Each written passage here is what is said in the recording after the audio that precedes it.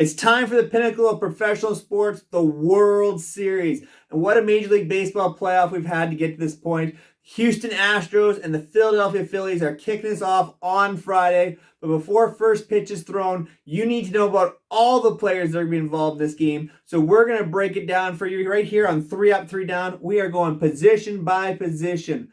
Thank you so much for all your support along the way. It is time to get into some World Series baseball talk. So let's go.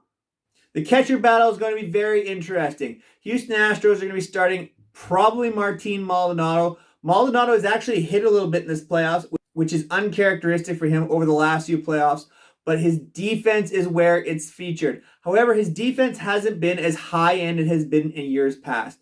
The Phillies, JT Realmuto, may be the best all-around catcher in all of baseball at the moment. He's hitting very well. He's produced for the Phillies along this way, and his defense is incredible. He shuts down the running game, and that could be a very big point here, shutting down guys like Kyle Tucker who like to run. I think there's a lot to like in the catcher position defensively for both sides, but when it comes down to the offense, JT Realmuto is just one of the top catchers in the business, and Martin Maldonado with the bat is almost an automatic out. He's been better in the playoffs, but I don't expect much in the World Series offensively from Maldonado. There is a big-time advantage here for the Phillies. First base in this World Series is going to be one of those positions where it's going to drive the offense. Defense, Yuli Gurriel, Rhys Hoskins are not very good defensively on either side of the ball. But Hoskins has the big-time pop, and Gurriel hits for a decent average and has really hit well through the playoffs. Hoskins really struggled at the start of the playoffs, but he's heating up and now has 5 home runs through this postseason. Gurriel has hit very well with average. The pop hasn't been there so much. The ballparks may make the difference here in who has the advantage. The Phillies ballpark will play pretty well for both Hoskins and Gurriel, but Gurriel's lack of pop at home and those short Crawford boxes in Houston are going to be very inviting for Rhys Hoskins. I think Hoskins has the potential for a big series here. A slight advantage for the Phillies because of the home run potential for Hoskins. The second base position is very interesting. Gene the hit machine for the Phillies has been clutch through these playoffs. His first true taste of postseason action. And Jose Altuve just recently set a record that nobody wants any part of. The longest hitless streak in postseason history. Now, at the end of the Yankee series, Jose Altuve did pick up some hits, and Gene Segura has had some defensive inefficiencies along the way. It's very nice battle back and forth here. From years past, you would have said Jose Altuve has a big advantage. I don't see it as much there if he's not hitting. Defensively, Altuve is good. Segura is a step below. He's about average, but Gene Segura has been very clutch for the Phillies. In the end, you have to say the advantage is still Astros, with Jose Altuve being better than Gene Segura across the board. But this is a closer battle than you think. So slight edge, Astros. Third base is where we start to see the Astros really differentiate themselves from the Phillies. Alex Bregman is one of the top players in this postseason. He has very much performed to expectation in these playoffs. He struggled some during the regular season at times, but has looked very consistent and very good through this postseason. Alec Boehm has improved defensively through the postseason, but the bat really hasn't been there against the top-end pitching. Bregman really hits top-end pitching well, plays a very solid third base. Boehm has played a decent defense, but hasn't really carried his offensive from the regular season over to the postseason. So this is where we start to see some gaps in here. Big advantage in this case for the Houston Astros. At the shortstop position, it's really hard to keep finding words to describe the absolute superstardom of Astros shortstop Jeremy Pena. Pena has been absolutely incredible through the playoffs, producing offensively with the bat and power. ALCS MVP for a reason there with that power, and has been very good defensively all year long, and has seamlessly replaced Carlos Correa in all ways for the Houston Astros. On the other side for the Phillies, Bryson Stott has been good defensively. I was worried about his defense coming into these playoffs, but he's performed above average, I would say, defensively. The bat, I don't know what to expect here. He's hit the breaking ball very well, but has struggled with fastballs. You can guarantee the Astros are going to challenge him with fastballs. Pena seems to be hitting everything in the moment. You have to say advantage Astros here at shortstop.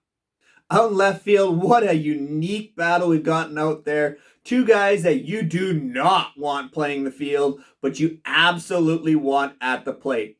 Yordan Alvarez has been good this postseason. Don't let the batting average numbers fool you. He's been taking his walks, he's been getting on base, and has helped the Astros in big situations with the bat.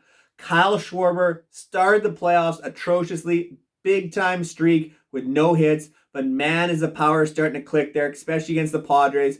He is really starting to hammer the ball now and is getting on base effectively. Again, don't look at the batting average. Look at the production offensively, the walks and the home runs. Those are the keys for Schwarber and Alvarez. This is a very unique battle here. I think it's a very good one. In the end, I've seen more from Alvarez in the past. I don't know what I'm going to get consistently with Schwarber. I got to give a slight advantage to Astros here. But offensively, man, is this a real contest in left field. In center field, we have a very unique battle as well. Two guys that hit further down the order in Chas McCormick and Brandon Marsh. I think McCormick has to have a slight advantage here. He's hit the ball very well. He's produced some big home runs for the Astros along the way through the postseason. Brandon Marsh has hit some pretty key home runs as well. They both play pretty well defensively. I would favor McCormick just slightly, and he's got a bit more speed on the bases if that becomes a factor as well. But what is battle here in center field? Yes, two guys that could become X factors. They've got some speed. They've got some pop. One of these guys could put together a big time at bat or make a big time defensive play. McCormick's defense has been very good. Marsh, since coming over from the Angels at the trade deadline, has looked very good in center field for the Phillies as well. And I think he really stabilized their defense as a whole. And Matt Vierling could be a bit of an X factor as well, coming in for Marsh as a platoon guy as a right-handed hitter. He hits lefties very well. Look for him to potentially get in the game against Framber Valdez. I think this is a very interesting battle, but slight edge Astros. Speed, defense, offensive production. Kyle Tucker may be the biggest superstar in baseball that we don't talk about. Tucker is head and shoulders better than Nick Castellanos at the moment. Castellanos is a scare defensively. He's not very fast, but his offensive production is coming up through the playoffs. Every series, he seems to be producing a little bit more and a little bit more for the Phillies. He is a very capable offensive hitter who's had a bad year, but this is an opportunity for Castellanos to really turn his season around and remember it for a much better way in the World Series. But oh man, Kyle Tucker is absolute stud in right field for these Astros. I expect him to really put his fingerprints all over this World Series and to be one of, if not the top players in this World Series. He's kind of my X Factor pick, I think, here for your World Series MVP. I think it could be Kyle Tucker. For that reasoning, I have to give the advantage to the Astros. It's not as big a gap as it has been through the year with Castellanos picking up his offensive production, but you have to go Astros here at right field. At the DH position, I was hoping the Astros were going to get a lot more from DH Trey Mancini. He came over from Baltimore at the trade deadline. He had a very nice start for the Astros, had some injury issues, has not performed well through the playoffs. I think this is a massive advantage. This may be the biggest gap between players on either side because Bryce Harper is that dude. Over 400 average, well over 1,300 OPS. That magical moment to send the Phillies to the World Series. Man, has Bryce Harper been absolutely incredible. The question is going to be, are the Astros going to be able to win games pitching around Harper? Because you cannot pitch this guy at the moment. He is simply on another planet right now. He is carrying these Phillies offensively. He's doing what he wants. You can see at the plate, he's swinging big-time fastball early in the count, and then he's adjusting. And when he adjusts, he is an absolute machine, especially taking the ball to the other field. I don't think there's a better player in baseball at the moment right now than Bryce Harper. So there's a massive gap between the DHs here. We'll see if Mancini can produce anything special, or maybe Christian Vasquez gets a couple of bats as a DH. But for right now, Bryce Harper is the class of baseball. They say in baseball, pitching wins championships, and these starting rotations are a huge reason why both the Astros and Phillies are where they are in the World Series. First, taking a look at Houston, Justin Verlander, Framber Valdez, Lance McCullers Jr., Christian Javier. McCullers had a poor start against the Yankees, but the other three guys absolutely dominated. And if that happens, this is going to be a very short World Series against the Phillies. Look on the other side of the Phillies, man, Zach Wheeler has been absolutely incredible. Aaron Nola got knocked around a little bit his last start, but has been very good. I think Ranger Suarez could be a real surprise in this World Series too. He's looked very calm in his postseason appearances.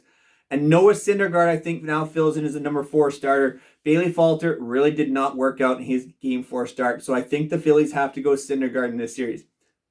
The advantage has to be Astros in this case. Verlander, Valdez, those top 2 guns, they can combine and face against Zach Wheeler and Aaron Nola, and no questions asked. Really, really good pitching matchups there. But it's the 3 and 4 guys. Christian Javier, we saw what he did against the Yankees, has just been outstanding. Lance McCullers can be outstanding, has shown it in the playoffs before. I'm not sure what you're going to get from Ranger Suarez. He's looked good. I'd love to see if he can take that next step in the postseason and really dominate this Astros lineup. That's a tough lineup to try and dominate against, though. And I don't know what you're getting for the number 4 starter. Yes, it's only one game that the Phillies are going to need a number 4 starter. Noah Syndergaard in the bullpen is probably what you're going to need, but I don't know if that's going to match up very well against this Astros team. So the advantage of starting pitching has to be Houston Astros.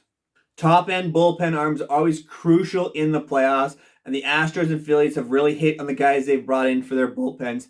You take a look at the Astros, they start throwing closer Ryan Presley has been very good. Brian Abreu, Rafael Montero, and long guys, Jose Urquidy, Luis Garcia. Those guys could be really special as well in the playoffs, especially if one of their starters gets knocked around early and they have to go to a bullpen type game. Garcia and Urquidy can give you length that the Phillies really do not have. The one thing that the Astros are really missing though in their bullpen is a shutdown lefty reliever, someone who can match up against the likes of Bryce Harper. I don't know if that's going to be a factor in this series because the Astros bullpen is so deep. Maybe they can find someone to really match against Harper. But if it comes down to that, I'm taking Harper all day against the righties. Look at the Phillies bullpen.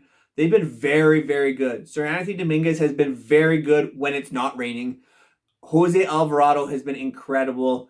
Brad Hand is a lefty who I think is going to have to be used in this series. Zach Eflin is going to have to be a piece as well. Eflin is probably the best bet as a long guy for the Phillies if they need it. He's been very good in short spurts as well.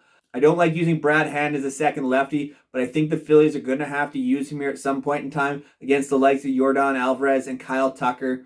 The top two of Dominguez and Alvarado have been very, very good. I'd like to see what David Robertson will bring to the Phillies as well. He's got a lot of experience, but really had a lot of trouble closing out the Padres. We'll see if he can improve in the World Series. Very, very close in terms of bullpen arms, but I think you have to give the edge to the Astros. They've just been that much more dominant. And the fact they've got those long relievers in Urquidy and Garcia, those starters, if they need it, they get into one of those games of attrition, I think the Astros have an advantage there. Well, there you have it, everyone. Our position-by-position breakdown for the World Series. I hope you're as excited for this World Series as I am. When it comes down to it, my heart will be supporting the Phillies, but I also understand the Astros are the best team in baseball at the moment. I said in my last video, my prediction, if these two matched up, it was going to be Astros in 5. I'm having a hard time wavering from that. I think the Phillies offense can win them some games. I'm questioning that third, fourth starter for the Phillies. If they can match up at all against the Astros and that dominant pitching rotation and bullpen, we'll see what they can do there. I think the advantage is definitely Astros, but I think the offense is closer than you think. If the Phillies can figure out a way to hit good pitching and continue to score as many runs with 2 outs as they have been, that's going to really flip the series. I think the Phillies have a chance. I kind of want to bump my prediction to Astros in 6, but I'll stick to what I said before. Astros in 5. I think they're the top of the class in baseball, and I think when they win this World Series, we can put this whole stigma of 2017 behind them. These guys, a lot of these guys were not around for that. I understand the Altuves and Bregmans are always going to be knocked for that. But for right now, I think this is one of, if not the class organizations in baseball in the way they're developing talent with the likes of Kyle Tucker, Jeremy Pena, Chas McCormick, just a lot of very impressive ball players. So for me, Astros in 5. Enjoy the games though, everyone. This is going to be a lot of fun. I appreciate all the support you guys have been giving me here on 3 Up, 3 Down. We are on a real streak here of subscribers. So if you're interested in this kind of baseball content, make sure you hit that subscribe button down below and share us out with your friends. I know there's a lot of people down in the United States that are watching these videos, and I appreciate all that support given from a small town guy in Canada. That really means a lot to me. Share it with your friends, share it with your baseball teammates, all that fun stuff. I love talking baseball, so make sure you share this video around and let's grow this channel even more so you can have more great baseball content. So until next time, enjoy the World Series. It's going to be so much fun, and we will see you in the offseason. Take care, everyone.